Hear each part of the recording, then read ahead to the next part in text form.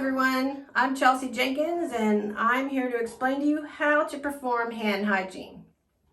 When do you want to perform hand hygiene? Before and after patient care, if you've come in contact with bodily fluid, open wounds, or you've come in contact with patient's bedside equipment. Also, after you take your gloves off, before you eat, after you go to the bathroom.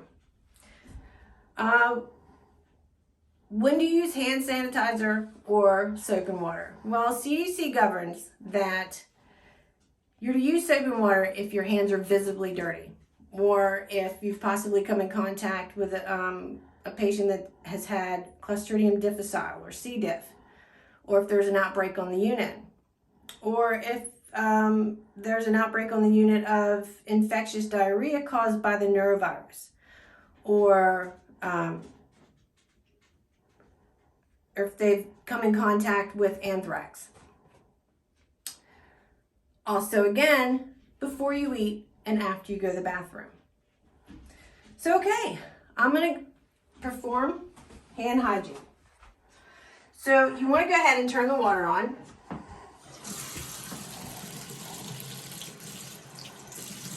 You want to get your hands nice and wet. Make sure it's just kind of tepid water. It's not real cold, not real hot. When it comes to jewelry facilities, some facilities say it's okay to have jewelry. A lot of them don't. They allow you to maybe have a wedding band. If you have a wedding band on, now you want to go ahead and put soap on. A lot of facilities have areas where you just put your hand under and it'll put the exact amount in your hand.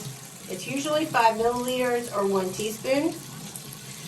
And back to the wedding band. If you wear one, make sure you wear it when you wash your hands so that you can get all the bacteria off of it as well. So after you have your soap on, you want to make sure you start lathering up. You want to work in a circular motion.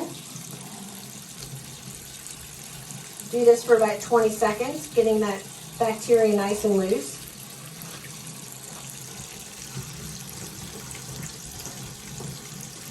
Then you want to work to the back of the hands.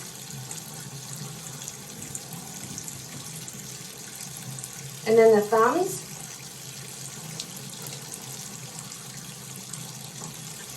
Making sure that you do not, your hands or your scrubs or your uniform, do not touch the inside of the sink.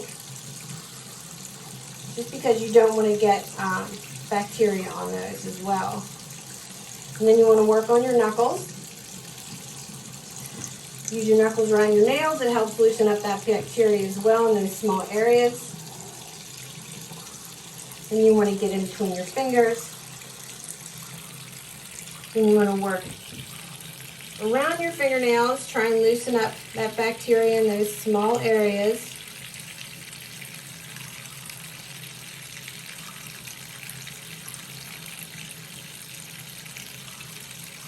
And then you want to get above your wrist about 1 inch. Okay, so now we're going to go ahead and rinse. Making sure that your hands are below your elbows at all times. Letting all that wash right into the sink.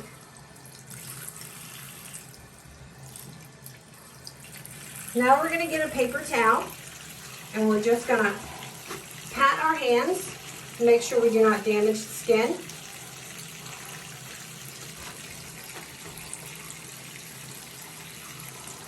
And then we're going to throw that paper towel away. And then we're going to get a separate paper towel. And we're going to shut the water off.